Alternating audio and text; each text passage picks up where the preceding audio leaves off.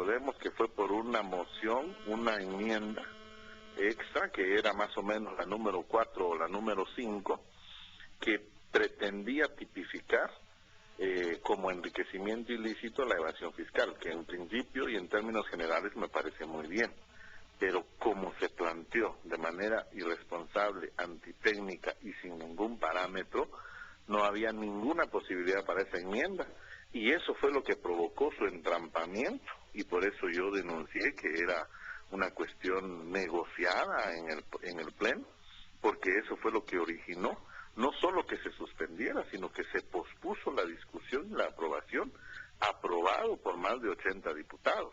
Entonces, eso fue lo que originó en primera instancia que se eliminara del debate nacional y de la aprobación la iniciativa de ley.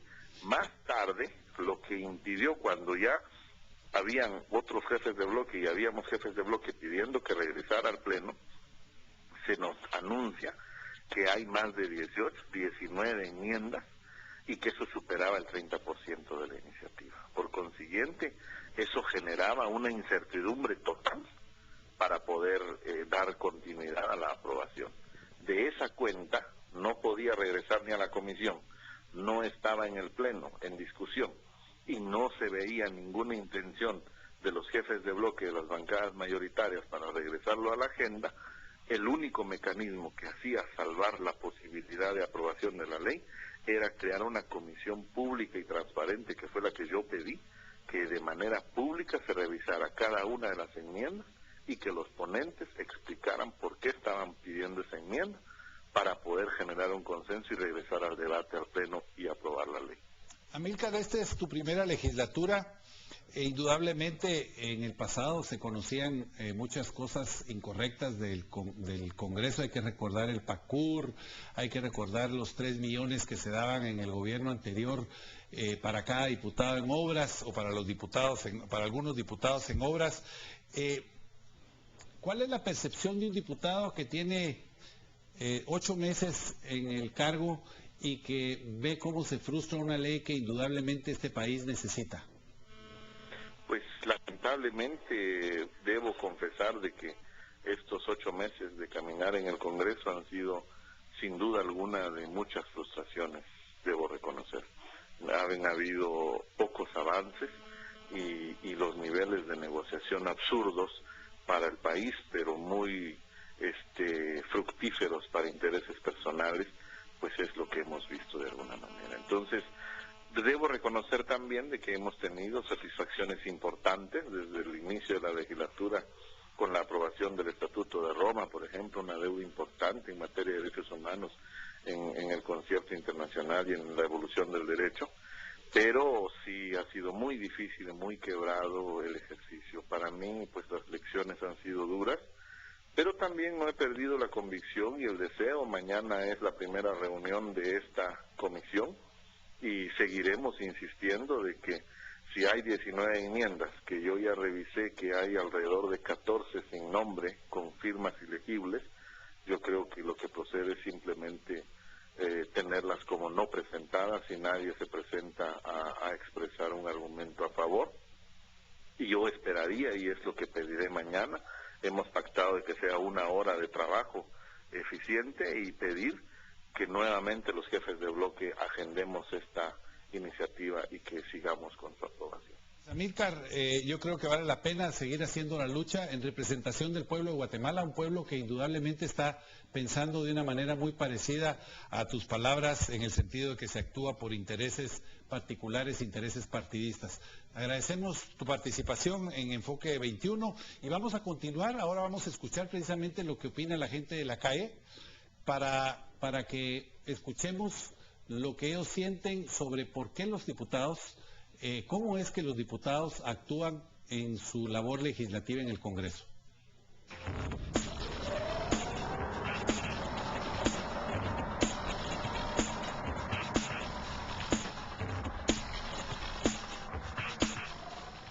A los de ellos y a algunos de sus partidos, por supuesto, pero lo que buscan es enriquecerse cada vez más y ellos son los que tienen el problema del país. Personales, porque ya deberían haber aprobado las leyes más importantes que son ahorita lo que nos detiene.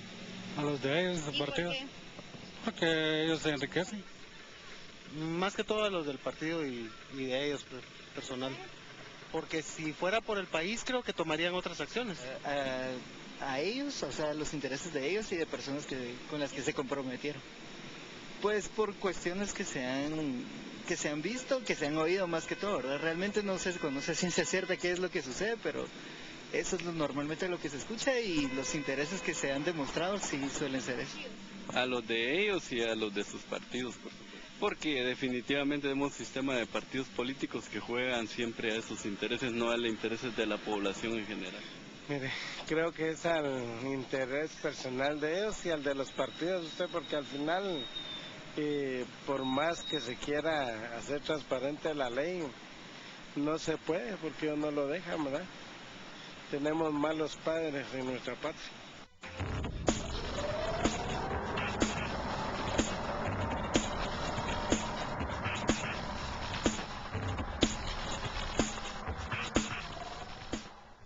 Antes se les llamaba padres de la patria, efectivamente, porque se consideraba como la mayor expresión de la democracia, de cualquier democracia, quienes llegaban al Congreso.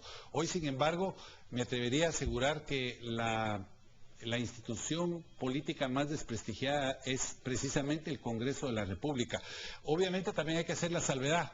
No todas las manzanas están podridas en el organismo legislativo, pero lamentablemente hay un grupo de diputados que logran el control y efectivamente evitan que se aprueben las leyes de una manera correcta y de la manera en que el país lo necesita. Vamos a ir al segundo corte y el último corte comercial y volvemos inmediatamente. Vamos a tener a la licenciada Carmen Aida Ibarra, que es, digamos, una cercana observadora de cómo trabajan los diputados para que nos hable sobre la no aprobación hasta el día de hoy de la ley en contra del enriquecimiento ilícito. Estamos de vuelta con Enfoque 21 con un programa esta noche sobre por qué el Congreso de la República no aprueba la ley contra el enriquecimiento ilícito. La idea es que ustedes, estimados televidentes, saquen sus propias conclusiones. Ha sido evidente a través de la CAE Opina, a través de escuchar al ciudadano común y corriente, darnos cuenta de la frustración que existe entre el guatemalteco por la forma en que el Congreso se está comportando. Tenemos ahora por la vía telefónica a Carmen Aida Ibarra. Ella es una dirigente de la sociedad civil, se ha identificado y vinculado más con los grupos pro justicia, pero ha realizado fiscalización muy cercana sobre la forma de legislar en el Congreso de la República. Carmen Aida, muchas gracias por atender esta conversación con Enfoque 21 y con nuestros televidentes. Buenas noches, muchísimas gracias por invitarme, licenciado Marroquín. Buenas noches. Carmen Aida, tú eres una observadora muy cercana y muy acuciosa de la forma en que legisla el Congreso y conoces a la perfección la forma en que se ha logrado detener la aprobación final de la ley contra el enriquecimiento ilícito. ¿Cuáles serían las ventajas de tener una ley de esta naturaleza en Guatemala y cuál crees tú que sería la consecuencia si no se aprueba? Pues, a ver, puedo abordar el tema desde la perspectiva de haber estado por más de un año sentada participando en las mesas técnicas a las que convocó el Congreso de la República, concretamente la Comisión de Legislación y Puntos Constitucionales, para analizar esta propuesta legislativa. La importancia en la actual coyuntura es que el país, concretamente su institucionalidad, todos los engranajes del Estado, están bastante comprometidos con las redes de corrupción transnacional. Ya no solamente es un pequeño grupo de guatemaltecos y guatemaltecas que se aprovechan del erario para hacer negocios, para enriquecerse ilícitamente, sino que estamos ante un problema de alcance regional, de alcance internacional, en donde las redes pululan y se conectan las unas con las otras, de igual manera que ocurre con todos estos grupos dedicados a las diversas actividades de la delincuencia organizada. Entonces, este tipo de propuestas legislativas constituye una esperanza de frenar en alguna medida que la corrupción termine con la institucionalidad o que la doblegue totalmente. Es una forma de levantar tardíamente, porque sí es algo tardío, las defensas. Tenemos dos grandes amenazas. Por un lado, toda la manifestación de la delincuencia organizada transnacional y las diversas manifestaciones de la corrupción que interesa ya y que compromete ya a todas las estructuras del Estado y diríamos que también a amplios segmentos de la misma sociedad guatemalteca. Esa es la importancia y las consecuencias de no aprobar medidas administrativas, políticas, jurídicas, legislativas para atacar estas dos grandes amenazas que se ciernen sobre la institucionalidad del Estado, es que cada vez vamos a ir perdiendo mucho más al Estado como tal y vamos a transitar hacia estadios de convivencia, hacia estadios políticos en donde el sistema político va a estar manejado por cualquier clase de mafias y vamos a tener otro tipo de régimen en donde los parámetros de la democracia van a dejar de existir y vamos a adoptar otro tipo de paradigmas no aconsejables, por supuesto. Carmen Aída, la pregunta de este programa: ¿por qué los diputados no aprueban esta ley? Desde tu perspectiva, desde tu análisis, ¿cuál es la razón principal por la que los diputados se niegan a aprobar esta ley? Yo diría que hay un pequeño grupo de diputados que forman tendencias en el seno del organismo legislativo que responden a intereses de esas fuerzas transnacionales que se mueven en las redes de corrupción y en las redes de la delincuencia organizada, y la mayoría de los congresistas sigue esas tendencias sin necesariamente participar de fondo en ese tipo de negociaciones ilegales y amorales. Lamentablemente, así como son pocos los diputados que podemos a los cuales podemos reconocerles un trabajo muy bueno, también son pocos los que están en el otro lado, en el polo opuesto, que son los que representan intereses espurios, intereses deleznables. Capacidad de operar. Pero son los operadores y jalan, forman tendencias, y lo malo es que no logramos que los buenos diputados, las buenas diputadas logren formar tendencias internas. Muchas gracias a Carmen Aída Ibarra por su participación esta noche en Enfoque 21. Estimados televidentes, estamos terminando este programa. Creo que han habido suficientes elementos de juicio. Es evidente que hay una corriente muy fuerte dentro del Congreso de la República, minoritaria según algunos analistas, en el sentido de que se detenga y que no se apruebe o que por lo menos se retrase la aprobación de esta ley. Lo que sí es importante es que los ciudadanos comunes y corrientes, nosotros, tenemos la oportunidad de presionar al Congreso de la República. Las redes sociales lo pueden hacer, la sociedad civil a través de sus instituciones también lo pueden hacer, y creo que mañana será un día decisivo.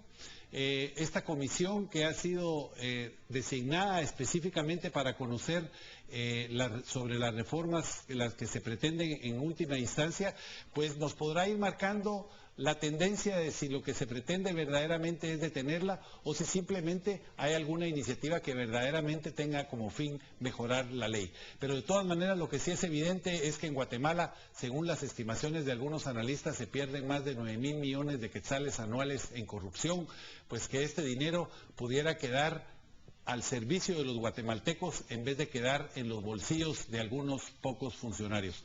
Muchas gracias por su atención. Volveremos el próximo martes, tendremos un programa muy interesante. Estará con nosotros el periodista ecuatoriano César Pérez.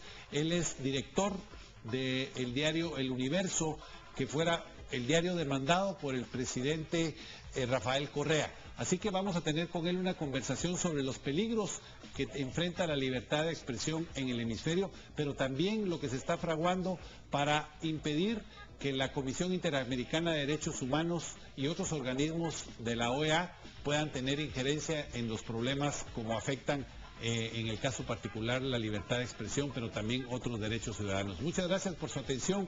Volvemos el próximo martes a las 8 de la noche. Que Dios los bendiga, que Dios bendiga a Guatemala.